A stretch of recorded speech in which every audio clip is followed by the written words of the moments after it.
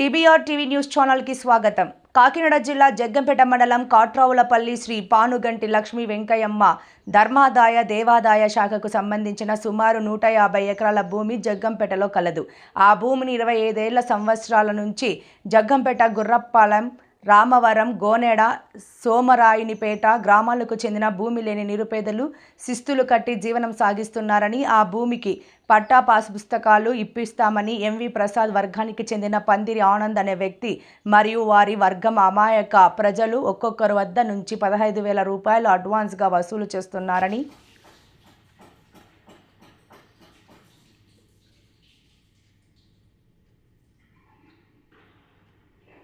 ఆ భూమికి పట్టా పాసు పుస్తకాలు ఇప్పిస్తామని ఎంవి ప్రసాద్ వర్గానికి చెందిన పందిరి ఆనంద్ అనే వ్యక్తి వారి వర్గం అమాయక ప్రజలు ఒక్కొక్కరి వద్ద నుంచి 15,000 రూపాయలు అడ్వాన్స్గా వసూలు చేస్తున్నారని, పట్టాలు వచ్చిన తర్వాత మరొక 15,000 ఇవ్వాలని, ఇవ్వకపోతే ఆ భూమిలో నుంచి మీ వాటా తీసేస్తానని భయభ్రాంతులకు గురి చేసి సుమారు 65 లక్షల రూపాయలు ప్రస్తుతానికి వసూలు చేశారని, ఆ వసూలను బెదిరింపులను వెంటనే ఆపాలని, వసూలు చేసిన సొమ్మును పేద ప్రజలకు తిరిగి ఇచ్చేయాలని డిమాండ్ చేస్తూ సోమవారం నాడు జగ్గంపేట ఎంఆర్ఓ ఆఫీస్ వద్ద ఆంధ్రప్రదేశ్ రైతు కూలీ సంఘం ఆధ్వర్యంలో విలేకరుల సమావేశం ఏర్పాటు చేయడం జరిగింది. సందర్భంగా రాష్ట్ర కార్యదర్శులు కర్ణాకుల వీరాంజనేయులు మాట్లాడుతూ, ఎంవి ప్రసాద్ మేము కలిసి ఉన్నప్పుడు కాట్రావులపల్లి ధర్మసత్రానికి సంబంధించిన భూమిని అగ్రవర్ణ భూస్వాములు ఆక్రమించుకుంటే జెండాలు వేసి పోరాటం చేసి కేసులు అనుభవిస్తూ అది స్వాధీనం చేసుకుని పేద ప్రజలకు పంచిపెట్టడం జరిగిందని తెలిపారు. తక్షణమే జిల్లా కలెక్టర్ మరియు ఎండోమెంట్ అధికారులు స్పందించి సత్రం భూములు చేసుకుంటున్న పేదల వద్ద నుంచి పట్టా పాస్ పుస్తకాలు ఇప్పిస్తామని, వసూలు చేస్తున్న సొమ్మును రికవరీ చేసి పేద ప్రజలకే తిరిగి ఇచ్చేలా చర్యలు తీసుకోవాలని ఆయన తెలిపారు. ఈ విషయంలో పేదలు ఇటువంటి మాయమాటలు నమ్మగి వారికి సొమ్ములు ఇవ్వద్దని ఆయన పిలుపునిచ్చారు. ఈ సమావేశంలో పీడీఎస్యు విజృంభణ రాష్ట్ర కార్యదర్శి కె సతీష్, జిల్లా నాయకులు కె రామలింగేశ్వరరావు పాల్గొన్నారు. రైతు వస్తే సరే 15 రోజుల్లో మాట్లాడతాను పార్టీతో అన్నాను. ఈ లోపల ఇంటికి వెళ్ళి ఆయన ఆత్మహత్య చేసుకున్నాడు. నా మనసు కొంత కలిసివేసి వెంటనే ఆ కుటుంబాన్ని పిలిచి, ఎందుకంటే ఆ కుటుంబం మా మీద కేసు పెట్టింది. నేను కొండపూడి మంగయ్యమ్మ చాలామంది ఉన్నాం. అందులో ఒక 7 ఏళ్ళు కోర్టు చుట్టూ తిరిగాం. తర్వాత కోర్టు ఆ కేసు కొట్టేసింది. ఆ కోపంతో మేము వాళ్ళకి ఏం భూమి ఇవ్వలేదు. కానీ తర్వాత ఎప్పుడైతే ఆత్మహత్య జరిగిందో వెంటనే ఆ కుటుంబానికి 22 ఎకరాలు ఇచ్చాం ఈ 150 ఎకరంలో భూమిలో. దాని తర్వాత ఏమైందంటే కాట్రావులపల్లి పొన్నిగంటి లక్ష్మీకేమో సత్రవతి. దాని తర్వాత ఏమైందంటే పార్టీలో సీల్కి వచ్చింది.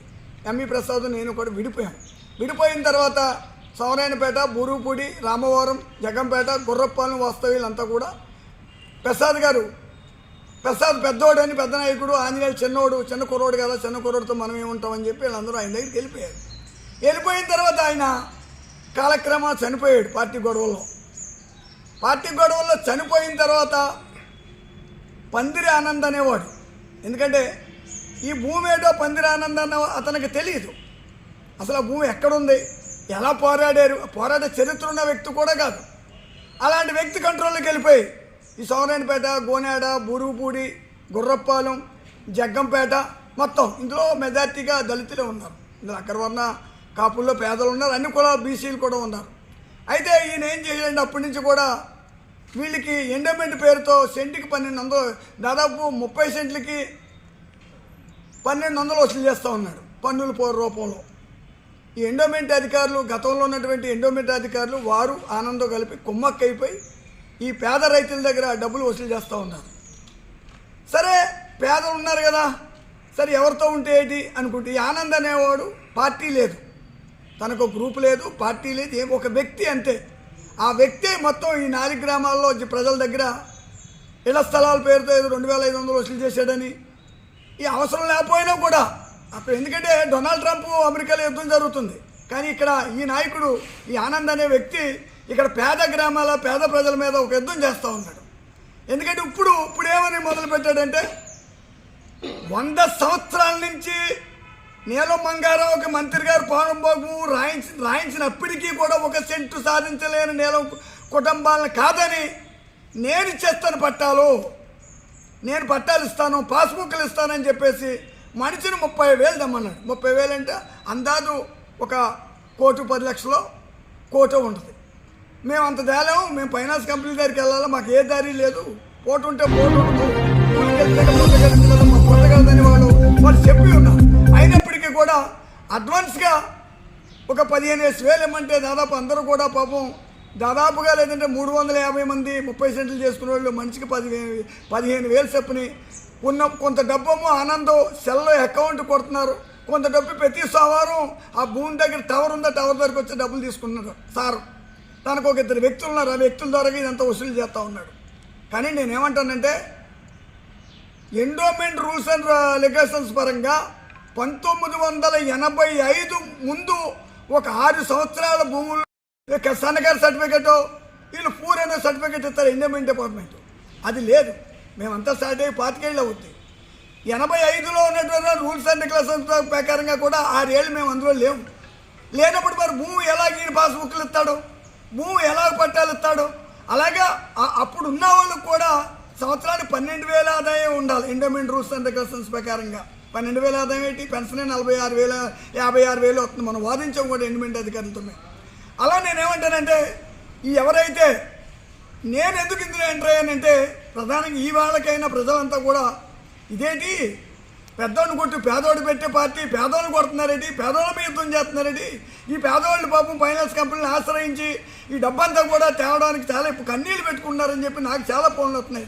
మీ అన్నలు డబ్బులు వసూలు చేస్తున్నారట కదా, మీ అన్నలు పేదల దగ్గర వసూలు చేస్తున్నారట, పేదోళ్ళు రక్తం తాగుతున్నారట కదా అని చెప్పి పెద్ద విమర్శలని స్టార్ట్ అయిపోయాయి. స్టార్ట్ అయినప్పుడు నేను ఎందుకు ఇప్పుడు రంగంలోకి వచ్చిందంటే ఖచ్చితంగా నేను ఎందుకు రావాల్సి వచ్చిందంటే ప్రధానంగా ఈ పేదలు కన్నీళ్ళు, ఈ పేదల బాధలు, ఈ కష్టాలు, ఈ వసూళ్ళు ఇవన్నీ చూసి నేను ఖచ్చితంగా ఎందుకంటే ఆ భూమితో నాకు అనివార్యమైన సంబంధం. ఆ భూమి పోరాటంలో ఎంవి ప్రసాద్ లేడు, ఎంవి ప్రసాద్ సంబంధమే లేదు అన్నట్టు నేనే జెండాలు వేసి నేనే పోరాకులు పడి నేనే కేసులు ఆ కొండపూడి మంగెక్క ఆవిడ పాప అన్నం పెట్టేది అందరికీ కూడా. ఇలా మొత్తానికి ఆ పోరాటంలో నాది కీలక పాత్ర. అదే కాదు ఇప్పుడు ఎందుకంటే ఇక్కడ ఇంకో ఎంఎస్ఎన్ఆర్టీసీ భూమి 75 ఎకరాలు ఉన్నాయి, అందులో కొన్ని జెండాలు నేనే వేసాను. నన్నే నమ్మారు వాళ్ళు. ఆ 75 ఎకరాలు కూడా ఇవాళ ప్రజల పరమే ఉందని చాలా పెద్ద పోరాటం జరిగింది దాని మీద చాలా. అలాగే ఇక్కడ ఉన్నటువంటి జగనన్న కాలనీ 75 ఎకరాలు కూడా తోట సుబ్బారావు గారి తల్లి తోట సుబ్బయ్యమ్మ గారి పేరు మీద ఉన్న 75 ఎకరాలు కూడా జెండాలు సాధించినప్పుడు ఇప్పుడున్న ఎమ్మెల్యే గారు నేను దళితులకు ఇచ్చేస్తాను, నీకేమైనా ఇబ్బంది ఉందా ఆంజనేయులు అన్న అన్నాడు. మాకు ఇబ్బంది ఏమీ లేదన్నాం. అప్పుడు తలకు 6 ఎకరం ఇచ్చారు, వారు జగనానికి అమ్మేశారు. అవి ఇప్పుడు కొన్ని ఇల్లు కూడా అయినాయి. అలా జగ్గంపాడు పేరు చెప్పి జగ్గంపాడ రామవరం పరిధిలో ఉన్నటువంటి పోరాటాలు అన్నిటిలో కూడా నా పాత్ర చాలా కీలకం. అందుకే నేను ఈవేళ ఇప్పటి నుంచి ఎందుకంటే పేదలు ఉన్నారు కదని కలవ చేసుకోలేదు. ఖచ్చితంగా రేపటి నుంచి ఎండోమెంట్ వాళ్ళు ఏమన్నారంటే 65 ఎకరాలు మా పరం అయిందంట. ఈ 65 ఎకరాలు డబ్బు ఈ మనవాడు 30 సెంట్లకి 1,200 30 40 వసూలు చేస్తున్నాడు కదా. ఈ వేలకు లక్షలాది రూపాయలు పేద బలిదారు వసూలు చేయడు కదా. రేపటి నుంచి ఖచ్చితంగా ఆ భూముల మీద మేము కూడా కలవ చేసుకుంటాం. కానీ అక్కడ పేదలకు అన్యాయం జరగకుండా ట్రై చేస్తాం. ఖచ్చితంగా ఆ విషయాన్ని ఎలుక్కు తీస్తాం. ఖచ్చితంగా పందిరి ఆనందం ఈ వసూలు చేసిన పూర్ అండ్ పీపుల్ ఈ పేదలు దళితులు బీసీల్లో ఉన్న పేదలు కాపుల్లో ఉన్న పేదలతో వసూలు చేస్తున్నాడు. ఆ డబ్బు ప్రజల పరం చేసే వరకు కూడా ప్రజలకు ఇస్తే మాకు అభ్యంతరం లేదు. ప్రజలకు ఇవ్వకుండా ప్రజలను తప్పుదోవ పట్టించి పాస్బుక్లు ఇస్తాను పట్టాలు ఇస్తాను అడ్వాన్స్గా మనిషి దగ్గర 30 సెంట్లకి 15,000 వసూలు చేశాడు. ఆ 15,000 లెక్కేసుకుంటే 50 లక్షలు దాటేసింది. మొత్తం పీడిత ప్రజలు పరం చేయాలి. ఆ డబ్బులు లేని పక్షంలో ఖచ్చితంగా నిలదీస్తాం. అవసరమైతే ఎండోమెంట్ అధికారులను కూడా కూర్చోబెడతాం. ఎండోమెంట్ అధికారులతో మాట్లాడతాం. అసలు మీ డబ్బులు మీకు వస్తున్నాయా, ఆయనే తినేస్తున్నాడా, ఈ భూమి పేరుతో తనే బతుకుతున్నాడు కాబట్టి ఖచ్చితంగా డబ్బులు పేదల పరం చేసే వరకు ఆంధ్రప్రదేశ్ రైతు కూలీ సంఘం ఏదైతే గత పోరాట భూములు సాధించిందో వారు పక్షాన్నే ఉంటాం. ఖచ్చితంగా నిలదీస్తాం ఆంధ్రప్రదేశ్ రైతు కూలీ సంఘం. ఈ సందర్భంగా మీకు తెలియజేసుకుంది మీడియా పరంగా. చిన్న విషయం ఇంకోటి మీ నోటీసులో పెడుతున్నాను. ఇంకోటి ఏంటంటే గుర్రపాల్లో 8 ఎకరాలు 10 ఎకరాల సీలింగ్ ఉంది. ఆ సీలింగ్ భూము ఈ ఆనంద్ ఈ ఎంవి ప్రసాద్ ఆధ్వర్యంలో జరిగింది. ఆ పోరాటం విజయం సాధించారు. విజయం సాధించిన తర్వాత పక్కన్నటువంటి ఒక భూస్వామి బిడ్డకి 4 ఎకరాలు అమ్మేశారు. అందులో ఎన్ని కోట్లు వచ్చాయి, ఎన్ని లక్షలు వచ్చాయి, రెవెన్యూ అని తీసుకుంది, ఏళ్ళని తీసుకుంది నాకు తెలీదు. ఇంకొక 6 ఎకరాలు ఉంది. ఆ 6 ఎకరాలు కూడా మన వైఎస్ఆర్ టైంలో వైఎస్ఆర్ వాళ్ళకి పట్టాలు ఇచ్చేస్తే దానికి 20 రోజులు నిరాదీక్షలు ధర్నాలు ఊరిగింపులు చేసి ఆ భూమిని అలాగే ఆపాం. ఆపినందుకు నాతో మాట్లాడారు వాళ్ళని. ఈ నెలగా పార్టీలో లేడు, ఈ నెలగా పార్టీని వదిలేశాడు కాబట్టి నాతో మాట్లాడారని నా దగ్గరికి వచ్చిన వాళ్ళు 5 మందిని తీసాడు ఆ భూముల నుంచి.